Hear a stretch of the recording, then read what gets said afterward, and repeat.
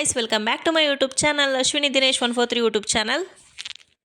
ಇವತ್ತಿನ ವಿಡಿಯೋದಲ್ಲಿ ಮಗುವಿನ ಹಾರ್ಟ್ ಬೀಟ್ ಬರದೇ ಇರೋದಕ್ಕೆ ಏನೆಲ್ಲ ಕಾರಣ ಇರುತ್ತೆ ಅಂತ ಹೇಳಿ ತಿಳ್ಕೊಳ್ಳೋಣ. ವಿಡಿಯೋ ಸ್ಟಾರ್ಟ್ ಮಾಡೋಣ. ವಿಡಿಯೋ ಸ್ಟಾರ್ಟ್ ಮಾಡೋಕ್ಕಿಂತ ಮುಂಚೆ ಇನ್ನೂ ಯಾರೆಲ್ಲ ನನ್ನ ಚಾನಲ್ ಸಬ್ಸ್ಕ್ರೈಬ್ ಆಗಿಲ್ವೋ ಪ್ಲೀಸ್ ಸಬ್ಸ್ಕ್ರೈಬ್ ಮಾಡ್ಕೊಳ್ಳಿ, ಹಾಗೆಯೇ ಸಪೋರ್ಟ್ ಮಾಡಿ ಗಾಯ್ಸ್.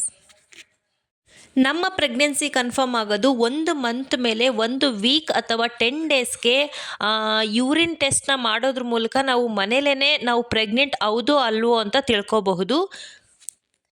ಕೆಲವರಿಗೆ 7 ಡೇಸ್ಗೆ ಗೊತ್ತಾಗುತ್ತೆ, ಇನ್ನು ಕೆಲವರಿಗೆ 10 ಡೇಸ್ಗೆ ಗೊತ್ತಾಗುತ್ತೆ. ಬಟ್ ಮಗುವಿನ ಹಾರ್ಟ್ ಬೀಟ್ ಬರೋದು 6 ವಾರದಿಂದ 7 ವಾರಕ್ಕೆ ಮಗುವಿನ ಹಾರ್ಟ್ ಬೀಟ್ ಬರುತ್ತೆ. ಬಟ್ ಕೆಲವರಿಗೆ 8 ವೀಕಲ್ಲಿ ಬರುತ್ತೆ. ಏನಕ್ಕಂತಂದರೆ ಓವುಲೇಷನ್ ಬೇಗ ಆಗಿತ್ತು ಅಂತಂದರೆ ಮಗುವಿನ ಹಾರ್ಟ್ ಬೀಟ್ ಕೂಡ ಬೇಗ ಬರುತ್ತೆ. ಓವುಲೇಷನ್ ಲೇಟಾಗಿ ಆಗಿದ್ದರೆ ಹಾರ್ಟ್ ಬೀಟ್ ಕೂಡ ಲೇಟಾಗಿ ಬರುತ್ತೆ. ಕೆಲವರಿಗೆ ಓವುಲೇಷನ್ ಬೇಗ ಆಗಿತ್ತು ಅಂತಂದರೆ 6 ವಾರಕ್ಕೇ ಹಾರ್ಟ್ ಬೀಟ್ ಬಂದಿರುತ್ತೆ. ಬಟ್ ಇನ್ನೂ ಕೆಲವರಿಗೆ 7 ವಾರ 8 ವಾರ ಆದ್ರೂ ಹಾರ್ಟ್ ಬೀಟ್ ಬರದೇ ಇರೋದಕ್ಕೆ ಕೆಲವೊಂದು ರೀಸನ್ಸ್ ಇರುತ್ತೆ. ಅದರಿಂದಾಗಿ ಹಾರ್ಟ್ ಬೀಟ್ ಬರೋದಿಲ್ಲ. ಇನ್ನೂ ಕೆಲವರಿಗೆ ಹಾರ್ಟ್ ಬೀಟ್ ಬರ್ದಿರೇ ಒಂದು ಮಿಸ್ಕರೇಜ್ ಆಗುವಂತಹ ಚಾನ್ಸಸ್ ಇರುತ್ತೆ, ಅಥವಾ ಡಾಕ್ಟರೇ ಅಬೋಷನ್ ಮಾಡಬೇಕು ಅಂತ ಹೇಳ್ತಾರೆ. ಬಟ್ ಇನ್ನೂ ಕೆಲವರಿಗೆ 10 ವಾರದಲ್ಲೂ ಕೂಡ ಹಾರ್ಟ್ ಬೀಟ್ ಬಂದು ಆರೋಗ್ಯಯುತವಾದ ಮಗು ಜನಿಸಿದ ಉದಾಹರಣೆಗಳು ಕೂಡ ಇದೆ. ಏನಕ್ಕಂದರೆ ಅವ್ರಿಗೆ ಓವುಲೇಷನ್ ಸ್ವಲ್ಪ ಲೇಟಾಗಿ ಆಗಿರೋದ್ರಿಂದ ಮಗುವಿನ ಹಾರ್ಟ್ ಬೀಟ್ ಕೂಡ ತುಂಬ ಲೇಟಾಗಿ ಬಂದಿರುತ್ತೆ. ಸೊ 6 ವಾರಕ್ಕೆ ಅಥವಾ 7 ವಾರಕ್ಕೆ ಹಾರ್ಟ್ ಬೀಟ್ ಬಂದಿಲ್ಲ ಅಂತಂದರೆ ಟೆನ್ಷನ್ ಮಾಡ್ಕೊಳ್ಳೋದಕ್ಕೆ ಹೋಗಬೇಡಿ.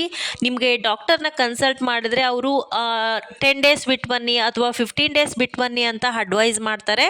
ಸೊ ನೀವು ಅವರು ಹೇಳಿರೋ ಪ್ರಕಾರ ಮತ್ತೆ ಹೋದರೆ ಮತ್ತೆ ಅಲ್ಟ್ರಾಸೌಂಡ್ ಸ್ಕ್ಯಾನಿಂಗ್ ಮಾಡೋ ಮೂಲಕ ನಿಮಗೆ ಹಾರ್ಟ್ ಬೀಟ್ ಬಂದಿದೆಯೋ ಇಲ್ವೋ ಅಂತ ಕನ್ಫರ್ಮ್ ಮಾಡ್ತಾರೆ.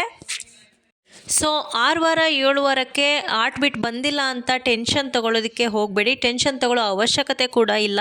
ಏನಕ್ಕಂದರೆ ಕೆಲವರಿಗೆ 8 ವಾರ ಅಥವಾ 10 ವಾರದಲ್ಲೂ ಕೂಡ ಹಾರ್ಟ್ ಬೀಟ್ ಬರೋ ಚಾನ್ಸಸ್ ಇರುತ್ತೆ. ಓಕೆ, ಇವಾಗ ಹಾರ್ಟ್ ಬೀಟ್ ಬರದೇ ಇರೋದಕ್ಕೆ ಅಥವಾ ಲೇಟಾಗಿ ಬರೋದಕ್ಕೆ ಏನೆಲ್ಲ ಕಾರಣಗಳಿರ್ತವೆ ಅಂತ ತಿಳ್ಕೊಳ್ಳೋಣ. ಮೊದಲನೇದಾಗಿ ನಿಮಗೆ ಏನಾದರೂ ಗರ್ಭಕೋಶ ಸಮಸ್ಯೆ ಇದ್ದರೆ ನೀವು ಟ್ರೀಟ್ಮೆಂಟ್ ತಗೊಂಡು ಪ್ರೆಗ್ನೆಂಟ್ ಆಗಿದ್ದೀರಾ ಅಂತ ಹೇಳಿದ್ರೆ ಮಗುವಿನ ಹಾರ್ಟ್ ಬೀಟ್ ಬರೋದು ಸ್ವಲ್ಪ ಲೇಟ್ ಆಗುತ್ತೆ.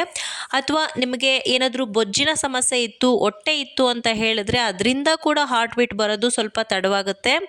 ಅಥವಾ ನಿಮಗೆ ಗರ್ಭಕೋಶ ದಪ್ಪ ಇದ್ರೂ ಕೂಡ ಮಗುವಿನ ಹಾರ್ಟ್ ಬೀಟ್ ಬರೋದು ಲೇಟ್ ಆಗುತ್ತೆ. ಅಥವಾ ಕ್ರೋಮೋಝೋನ್ ಜಾಸ್ತಿ ಇತ್ತು ಅಂದರೂ ಕೂಡ ಅಥವಾ ಕಡಿಮೆ ಇತ್ತು ಅಂದ್ರೂ ಕೂಡ ಕ್ರೋಮೋಝೋನಲ್ಲಿ ವ್ಯತ್ಯಾಸ ಆಗಿದ್ರೂ ಕೂಡ ಮಗುವಿನ ಹಾರ್ಟ್ ಬೀಟ್ ಬರೋದು ತುಂಬಾ ಲೇಟ್ ಆಗುತ್ತೆ. ಮಗು ಮತ್ತು ಅಮ್ಮನ್ನ ಕನೆಕ್ಟ್ ಮಾಡೋದು ಪ್ಲಾಸೆಂಟಾ. ಸೊ ಪ್ಲಾಸೆಂಟಾದಲ್ಲಿ ಏನಾದರೂ ತೊಂದರೆ ಇತ್ತು ಅಂದರೂ ಕೂಡ ಮಗುವಿನ ಹಾರ್ಟ್ ಬೀಟ್ ಬರೋದು ತಡವಾಗುತ್ತೆ. ಇಷ್ಟೆಲ್ಲ ಕಾರಣಗಳಿಂದಾಗಿ ಮಗುವಿನ ಹಾರ್ಟ್ ಬೀಟ್ ಬರೋದು ತಡವಾಗುತ್ತೆ. ಅಥವಾ ನಿಮಗೆ BP ಏನಾದರೂ ಇತ್ತು ಅಂತಂದರೆ, ಇಲ್ಲ ಶುಗರ್ ಇತ್ತು ಅಂತಂದರೆ, ಇಲ್ಲ ಥೈರಾಯ್ಡ್ ಪ್ರಾಬ್ಲಮ್ ಇತ್ತು ಅಂದರೂ ಕೂಡ ಮಗುವಿನ ಹಾರ್ಟ್ ಬೀಟ್ ಬರೋದು ಲೇಟ್ ಆಗುತ್ತೆ. ಪ್ರೆಗ್ನೆನ್ಸಿ ಇದ್ದಾಗ ನೀವು ಒಂದು ಆರೋಗ್ಯಯುತವಾದಂತಹ ಒಂದು ಲೈಫ್ ಸ್ಟೈಲ್ನ ಮೇಂಟೈನ್ ಮಾಡೋದು ತುಂಬಾ ಅವಶ್ಯಕ.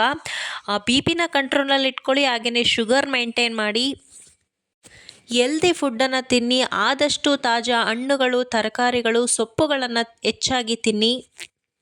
ಅಥವಾ ನಿಮಗೇನಾದ್ರೂ ಪ್ರೆಗ್ನೆನ್ಸಿ ಆಗ್ತಾ ಇದ್ದೀರಾ ಅಥವಾ ಹಾರ್ಟ್ ಬೀಟ್ ಬರ್ದೇ ನಿಮಗೆ 1 ಸಲ ಅಬೋಷನ್ ಆಗಿದೆ, 2 ಸಲ 3 ಸಲ ಇದೇ ಥರನೂ ಆಗ್ತಾ ಇದೆ ಅಂತ ಹೇಳಿದ್ರೆ ಸ್ವತಃ ನಿಮಗೆ ನೀವೇ ಡಿಸೈಡ್ ಮಾಡಿ ಪ್ರೆಗ್ನೆನ್ಸಿನ ಮಾಡ್ಕೊಳ್ಳೋದಕ್ಕೆ ಹೋಗ್ಬೇಡಿ. 1 ಸಲ ಡಾಕ್ಟರ್ನ ಕನ್ಸಲ್ಟ್ ಮಾಡಿಬಿಟ್ಟು ಅವರ ಒಂದು ಸಜೆಷನ್ ಮೇಲೆ ನೀವು ಪ್ರೆಗ್ನೆನ್ಸಿ ಮಾಡ್ಕೊಳ್ಳೋದು ತುಂಬಾ ಅವಶ್ಯಕ. ಏನಕ್ಕಂದರೆ ಅವರು ಒಳ್ಳೊಳ್ಳೆ ಮೆಡಿಸನ್ಸ್ಗಳನ್ನು ಕೊಡ್ತಾರೆ. ಪ್ರೆಗ್ನೆನ್ಸಿಗೆ ಯಾವುದೇ ರೀತಿಯಾದಂತಹ ತೊಂದರೆ ಆಗದೇ ಇರೋ ರೀತಿ, ಮಗುವಿನ ಹಾರ್ಟ್ ಬೀಟ್ ಚೆನ್ನಾಗಿ ಬರೋ ರೀತಿ ಮೆಡಿಸನ್ಸ್ನ ಕೊಡ್ತಾರೆ.